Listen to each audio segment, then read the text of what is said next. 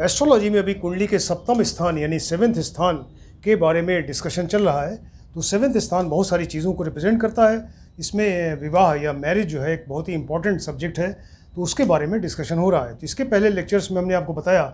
कि किसी व्यक्ति की कुंडली में ऐसे ग्रहों का अरेंजमेंट होता है, प्लेसमेंट होता है, उनका कॉम्बिनेशंस ऐसा रहता है ग्रहों का कि उसकी वजह से उसकी मैरिज जो है बिल्कुल राइट टाइम पे होती है। कुछ व्यक्तियों में ऐसा ग्रहों का अरेंजमेंट हो जाता है कि वो उसकी मैरिज में तमाम ऑब्स्टेकल्स आते हैं और वो मैरिज जो है काफ़ी डिले हो जाती है, उसके भी योग होते हैं। और इसके अलावा आज जो टॉपिक है वो है कि व्यक्ति अगर अनमैरिड रह जाए, उसकी शादी ही ना हो पाए, तो वो भी डिपेंड करता है कि कुंडली में ग्रहों का अरेंजमेंट कैसा है, उनके कॉम्बिनेशंस कैसे हैं आपस में, या उनका प्लेसमेंट कैसा है, कहाँ कहाँ पर बैठे हैं, कितने स्ट्रॉन्ग हैं, उसके ऊपर डिपेंड करेगा। तो ये आज जो टॉपिक है वो अनमैरिड रहने के या विवाह न होने के बारे में आज डिस्कस करते हैं, राइट। तो विवाह से रिलेटेड जो चीज़ें हमने आपको बताई इसके पहले लेक्चर्स में कि कुंडली का जो मेन सेवेंथ हाउस है, राइट, सेवेंथ हाउस जो है ये विवाह या मैरिज को रिप्रेजेंट करता है। और सेवेंथ हाउस है, सेवेंथ का लॉर्ड देखिए, और सेवेंथ का जो कारक ग्रह रिप्रेजेंटेटिव या केयर टेकर या सिग्निफिकेटर है वो वीनस प्लैनेट है यानी शुक्र है। तो सेवेंथ हाउस देखिए, सेवेंथ का लॉर्ड देखिए और शुक्र को देखिए। अगर ये कुंडली में वीक हैं, निर्बल हैं, अपनी नीच राशि में बैठ गए, शत्रु राशि में बैठ गए, या 6, 8, 12 में बैठ गए हाउस में, या 6, 8, 12 के लॉर्ड्स के साथ में इनका रिलेशन हो गया और इनके ऊपर पाप ग्रहों की युति हो गई, दृष्टि हो गई, तब ऐसे केस में विवाह नहीं होता। इसके अलावा मतलब सेवेंथ हाउस, सेवेंथ का लॉर्ड और शुक्र के अलावा अगर ये सब वीक हैं, तो उसके अलावा ये भी देखिए कि कुंडली का जो जन्म लग्न है, जन्म लग्न मतलब ये व्यक्ति स्वयं है जहाँ उसने जन्म लिया है, तो जन्म लग्न, जन्म लग्नेश यानी इसका लॉर्ड, और इसके अलावा चंद्र लग्न, कुंडली में जहाँ चंद्रमा बैठा हुआ है तो चंद्र लग्न हो गया, और जिस राशि में बैठा है उसका लॉर्ड यानी चंद्र राशिश हो गया। तो जन्म लग्न, जन्म लग्नेश देखिए, और चंद्र लग्न, चंद्र लग्नेश को देखिए। और इसके अलावा सेकंड हाउस जो वैवाहिक सुख का घर है, तो सेकंड हाउस भी देखें, सेकंड का लॉर्ड देखिए। और ट्वेल्थ हाउस जो प्लेजर ऑफ बेड इसको कहा जाता है यानी शैया सुख, तो ये भोग विलास का घर है, तो ट्वेल्थ हाउस को देखिए, ट्वेल्थ का लॉर्ड देखिए। तो अगर ये भी कुंडली में वीक हैं तो ऐसे केस में फिर विवाह ये ना होना एक कन्फर्म हो जाता है, फिर ऐसे व्यक्ति का विवाह नहीं होगा, वो अनमैरिड रह जाएगा।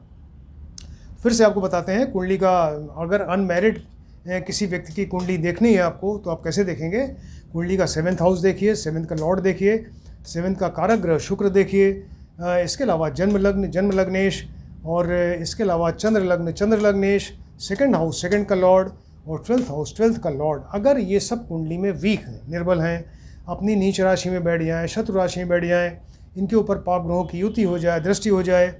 या डिग्री वाइज बहुत कमज़ोर हों और 6, 8, 12 में बैठ जाएं, या 6, 8, 12 के लॉर्ड्स के साथ में इनका रिलेशन हो जाए, तब ऐसे केस में फिर व्यक्ति का विवाह नहीं हो पाता, वो अनमैरिड रह जाता है,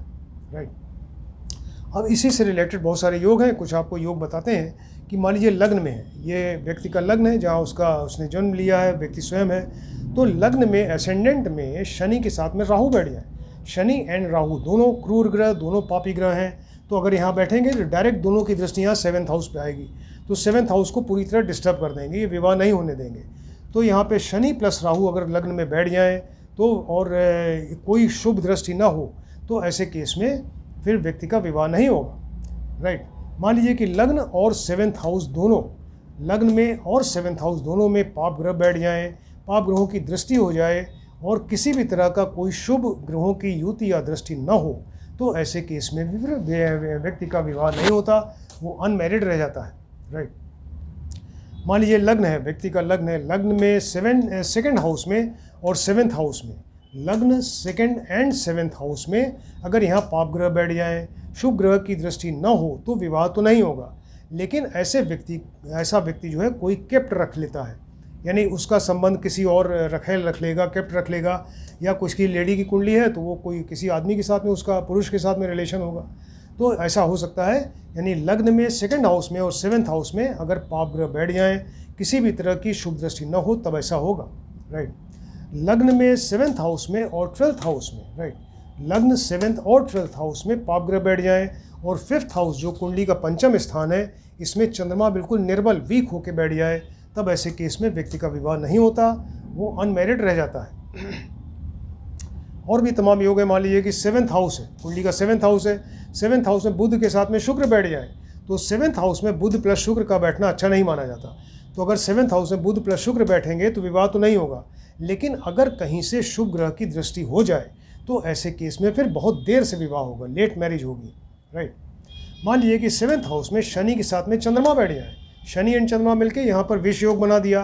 तो वैसे ही खराब कर दिया इन्होंने 7th हाउस। तो शनि के साथ में चंद्रमा बैठ जाए तो विवाह नहीं होता, लेकिन अगर हो भी जाए किसी कंडीशन में तो फिर ऐसे व्यक्ति जिसका विवाह होगा उसका लाइफ पार्टनर की डेथ हो जाएगी, राइट। 7th हाउस में अगर यहाँ पर शनि के साथ में चंद्रमा बैठ जाए और कोई शुभ ग्रह की दृष्टि न हो तो ऐसे केस में वो विवाह तो नहीं होगा, लेकिन अगर किसी कंडीशन में विवाह हो भी गया तो उसके लाइफ पार्टनर की डेथ हो जाएगी, राइट। मान लीजिए कि 7th हाउस में यहाँ पर शनि बैठ जाए, 7th हाउस में शनि बैठ गए और 7th का लॉर्ड जो सप्तमेश है ये 12th में बैठ जाए और किसी भी तरह की शुभ दृष्टि न हो तो ऐसे केस में फिर उसका विवाह नहीं होगा, राइट। मान लीजिए 7th हाउस में शनि के साथ में राहु बैठ जाए, शनि प्लस राहु दोनों बैठ गए, देखिए यहाँ पापी ग्रह, क्रूर ग्रह हो गए। और इसके अलावा शुक्र और सप्तमेश जो है कुंडली में बहुत ज़्यादा वीक हो, शुक्र जो इसका कारक ग्रह है 7th का लॉर्ड सप्तमेश हो गया। तो यहाँ पर आपको बताया कि 7th हाउस में शनि के साथ में राहु बैठ जाए और 7th का लॉर्ड जो सप्तमेश है और शुक्र ये कुंडली में बहुत ज़्यादा वीक हों, निर्बल हों या अपनी नीच राशि में बैठ जाएं, शत्रु राशि में बैठ जाएं, तो ऐसे केस में या अस्त हो जाए तब भी ऐसे केस में फिर विवाह नहीं होता। और लेकिन उसका शारीरिक संबंध किसी से होता अवश्य है, उसका जो शारीरिक संबंध है वो किसी न किसी से अवश्य होगा, राइट। तो फिर से आपको बताते हैं 7th हाउस में अगर यहाँ शनि प्लस राहु हो और शुक्र और सप्तमेश कुंडली में कहीं बिल्कुल निर्बल होकर बैठ जाएं या नीच राशि में बैठ जाएं, अस्त हो जाएं और तो विवाह नहीं होगा, लेकिन उसका रिलेशन किसी न किसी व्यक्ति से अवश्य होगा। मान लीजिए 7th हाउस में केतु बैठ जाए, केतु जो एक मरणात्मक ग्रह यानी मारने वाले ग्रह कहते हैं उनको, तो 7th हाउस में केतु बैठ जाए जो बहुत ही पापी एंड क्रूर ग्रह है और इनके ऊपर शुक्र की दृष्टि हो जाए तो व्यक्ति का फिर विवाह नहीं होगा। मान लीजिए 7th हाउस है, 7th हाउस 7th का लॉर्ड और शुक्र तीनों के ऊपर पाप प्रभाव हो जाए, तीनों के ऊपर पाप ग्रहों की युति हो जाए, दृष्टि हो जाए,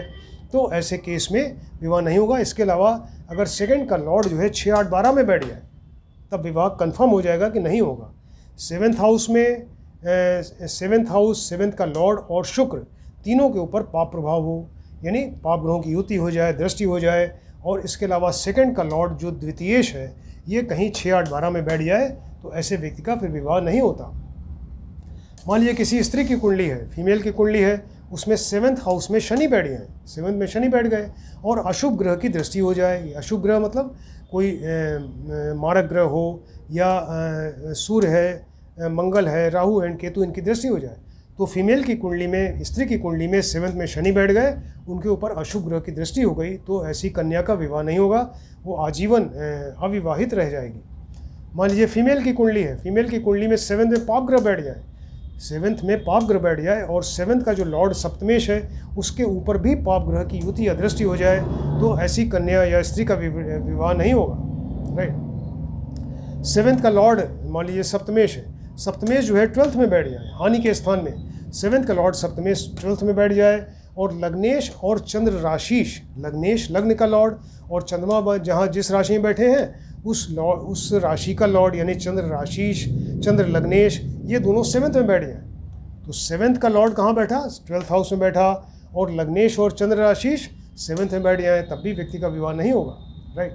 मान लीजिए कि 7th का लॉर्ड है सप्तमेश, ये 6, 8, 12 में कहीं बैठ जाए, 6, 8, 12 में बैठ जाए या अपनी नीच राशि में बैठ जाए, डिबिलिटेटेड राशि में बैठ जाए या अपनी शत्रु की राशि में बैठ जाए या अस्त हो जाए, सूर्य के साथ बैठ के अस्त हो जाए। और इसके अलावा 7th हाउस में शनि के साथ में राहु बैठ जाए, 7th में शनि के साथ में राहु बैठ जाए तो ऐसे केस में फिर विवाह नहीं होगा, राइट। 7th का लॉर्ड 6, 8, 12 में बैठ गया और या अपनी नीच राशि में शत्रु राशि में बैठ जाए और 7th हाउस में यहाँ पे शनि एंड राहु बैठ जाए तो ऐसे केस में फिर व्यक्ति का विवाह नहीं होगा। मान लीजिए कि 7th का लॉर्ड जो है, 7th का लॉर्ड और शुक्र दोनों, 7th का लॉर्ड सप्तमेश, इसका कारक ग्रह 7th का शुक्र, तो 7th का लॉर्ड सप्तमेश और शुक्र दोनों कुंडली में निर्बल हों या अपनी नीच राशि में शत्रु राशि में बैठ जाए, डिबिलिटेड राशि में या शत्रु राशि में या सूर्य के साथ अस्त हो जाएं, और इसमें भी 7th हाउस में अगर शनि के साथ राहु बैठ जाएं तो ऐसे केस में फिर विवाह नहीं होगा, लेकिन उसका शारीरिक संबंध किसी न किसी से अवश्य रहेगा। राइट। शुक्र प्लस मंगल, मान लीजिए शुक्र के साथ में मंगल 5 नंबर कुंडली के 5 नंबर, 7 नंबर या 9 नंबर हाउस में बैठ जाएँ। शुक्र प्लस मंगल 5 नंबर, पंचम में, सप्तम में या नवम हाउस में बैठ जाएँ, इनके ऊपर पाप ग्रहों की दृष्टि हो जाए तो ऐसे व्यक्ति का विवाह नहीं होगा। मान लीजिए कुंडली का D1 है, ये तो D1 है, जन्मांग है जहाँ व्यक्ति ने जन्म लिया है, तो जन्म के समय की कुंडली है डिविजनल चार्ट नंबर 1, इसी का आप नवमांश बना लीजिए, D1 D9 हो गया यानी डिविजनल चार्ट नंबर 9 या नवमांश कुंडली। तो D1 एंड D9 दोनों में 7th हाउस, 7th का लॉर्ड सप्तमेश और शुक्र के ऊपर पाप ग्रह की युति या दृष्टि हो जाए तो डेफिनेट विवाह नहीं होगा। ऐसा व्यक्ति फिर अनमैरिड रह जाएगा, उसका विवाह नहीं होगा।